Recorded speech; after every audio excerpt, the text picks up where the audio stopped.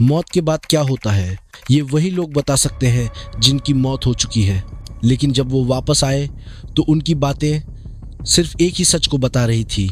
2021 उत्तर प्रदेश। श्रीकेश कुमार 40 साल का ये आदमी जो मरने के 7 घंटे बाद फिर से जिंदा होता है। 40-year-old Srikesh Kumar, who was miraculously found alive despite spending 7 hours inside a mortuary freezer. 2008 West Virginia. Velama Thomas जो मरने के 17 घंटे बाद फिर से जिंदा होती है। इस्माइल अजीज तांजानिया।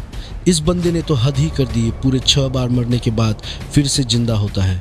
ये इंसान धरती का इकलौता ऐसा इंसान है जो अपने चिता से 6 बार उठ गया है। इसका किस्मत अच्छा है या खराब है इसको खुद नहीं पता। पूरी दुनिया में ऐसे हजारों केसेस रिकॉर्डेड हैं जहां लोग मरने के बाद फिर से जिंदा हो जाते हैं।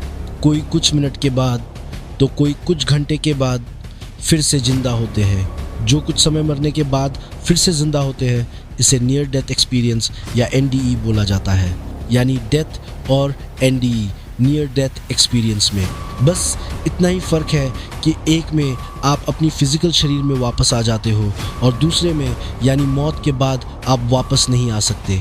तो आज मौत का सच हम इन्हीं लोगों द्वारा दी गई स्टेटमेंट से जानने की कोशिश करेंगे। याद रहे ये सारे लोग अलग अलग जगह, कल्चर्स और रिलीजन से होने के बावजूद एक एक्सपीरियंस है जो इन सब में कॉमन है, और यही है जो इस थियोरी को खास बनाता है।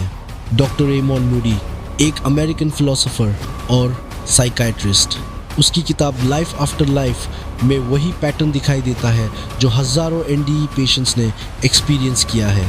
कॉमन एक्सपीरियंस, मरने के बाद एक वाइट लाइट का टनल दिखता है, रोशनी जो उन्हें खींच रही होती है और उसके एंड पे कोई उनका इंतज़ार कर रहा होता है। वो शख्स जिसे तुम सबसे ज़्यादा मानते हो, कभी भगवान, कभी माँ बाप, कभी कोई देवी या एक फरिश्ता, कोई भी हो सकता है जिसका एक लफ्ज़ भी तुम कभी नहीं भूलोगे। और फिर वो तुमसे कहता है तुम्हारा काम अभी पूरा नहीं हुआ, तुम्हें वापस जाना होगा, और फिर पुफ तुम वापस अपने शरीर में जिंदा। लेकिन सवाल ये है, क्या ये असली मुक्ति है या बस एक चाल? सोचो, अलग अलग मुल्क, अलग अलग लोग, पर कहानी हमेशा एक जैसे। वाइट टनल, लव्ड वन और एक ही संदेश, वापस जाओ। साइंस कहता है हालुसिनेशन, स्पिरिचुअल लोग कहते हैं डिवाइन कॉल, पर सच क्या है? लोग बताते हैं ऑपरेशन थिएटर का एग्जैक्ट सीन, डॉक्टर की बातें, अपनी डेड बॉडी ऊपर से देखना। हालुसिनेशन रैंडम होता है, पर ये लाइट वाला टनल ये रिपीट होता है। Same tunnel, same white light और एक ही लाइन, वापस जाओ। कोइंसिडेंस या स्क्रिप्टेड इल्यूजन? साइंस यहीं रुक जाती है और वहीं से शुरू होता है असली राज, और ये राज हम आज खोलने वाले हैं। डॉक्टर रॉबर्ट मोनरो एक OBE और एस्ट्रल ट्रैवल एक्सपर्ट जिसने हज़ारों केसेस डॉक्यूमेंट किए।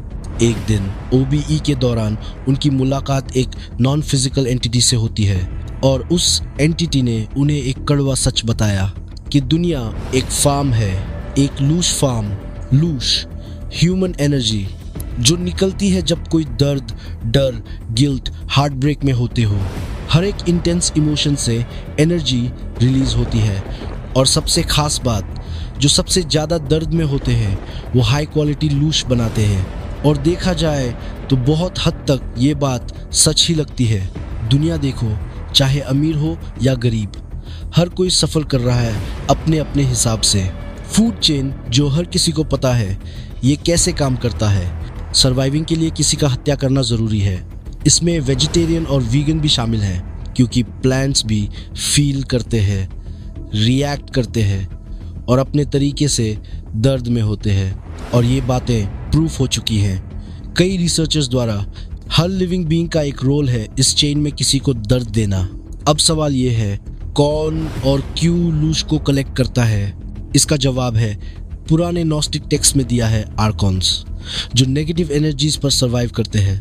कुछ थ्योरीज कहती है ये दुनिया उन्होंने इसीलिए बनाया ताकि वो टाइम टू टाइम लूश हार्वेस्ट कर सके, जैसे कि वॉर, पैंडेमिक्स, अर्थक्वेक, सुनामी और भी बहुत सारे और कुछ ही गिने चुने परिवार हैं इस दुनिया में। जो इस दुनिया को चला रहे हैं। कॉन्स्पिरेसी थ्योरीज तो आपने सुना ही होगा, जैसे कि इल्यूमिनाटी, सीक्रेट सोसाइटी, एलियन, सेटन वर्शिप। पर इन सब के पीछे का सच यहाँ से शुरू होता है, और ये सच कितना गहरा जाता है वो हम किसी और दिन देखेंगे। आज टॉपिक पे वापस आते हैं। तो मरने बाद जो वाइट लाइट का टनल दिखता है वो एक सोल ट्रैप मैकेनिज्म है, ताकि साइकिल चलती रहे। थियरी की माने तो लोग मरने के बाद उस वाइट लाइट टनल को देखते तो हैं, पर वहाँ जाना ना जाना ऑप्शनल होता है। अगर वहाँ गए तो वो लोग तुम्हें किसी न किसी तरह कन्विंस करेंगे, तुम्हें तुम्हारा पास्ट दिखाकर, तुम्हें गिल्ट वाला मोमेंट दिखाकर, तुम्हें रीसेट, पूरा फैक्ट्री रीसेट करके वापस दुनिया में भेज देंगे। और इसी वजह से इस दुनिया को मैट्रिक्स का नाम दिया गया है। थ्योरी की माने तो ये एंटिटीज लोगों के सपने में भी कंट्रोल करते हैं, इसीलिए हमें कभी कभी बहुत ही डरावने सपने आते हैं। और ये वही डायमेंशंस के लोग हैं, वो एंटिटीज।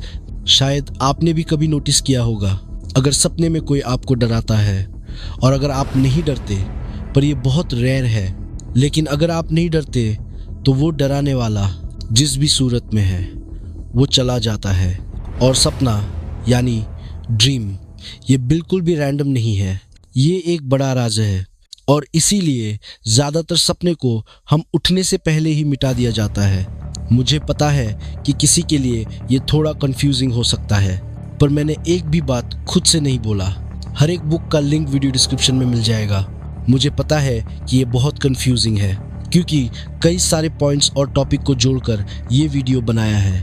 और अगर चाहो तो loose form, gnostic text, dream reality, या प्लांट्स एंड वाटर कॉन्शियसनेस, या किसी भी टॉपिक पे हम एक डेडिकेटेड वीडियो बना सकते हैं। वीडियो में अच्छी रिस्पॉन्स मिले तो आगे ये भी देखेंगे कि कैसे मीडिया, वॉर्स और फियर इंडस्ट्रीज ये साइकिल एम्पलीफाई करते हैं, और तुम खुद को कैसे बचा सकते हो। या किसी भी कॉन्स्पिरेसी थ्योरी पे एक पूरा डेडिकेटेड वीडियो बन सकता है। दोस्तों, ये जो मैंने सुनाया वो सिर्फ सरफेस लेवल था। अगर तुम गहरा जाना चाहते हो, मैंने एक फ्री PDF बनाया जिसमें तुम्हें इतना ज्ञान तो मिल ही जाएगा कि ये सच में एक माया जाल है। लिंक डिस्क्रिप्शन में है, डाउनलोड करो, पढ़ो और सोचो। और जो बुक्स मैंने इस वीडियो के लिए यूज़ की, अगर तुम उन्हें मेरे एफिलिएट लिंक से खरीदते हो, चैनल को सपोर्ट मिलेगा। Small help big difference. जैसे मैं हर बार बोलता हूँ, YouTube इस तरह के चैनल को कभी भी पुश नहीं करता और कभी भी गायब हो सकती है। कम्युनिटी ज्वाइन करना है, लिंक पे क्लिक करो। यह मेरा सारा सोशल मीडिया आपको मिल जाएगा। मिलते हैं अगले वीडियो में। तब तक के लिए ये देखिए कि सच्चाई कैसे छुपाई जाती है।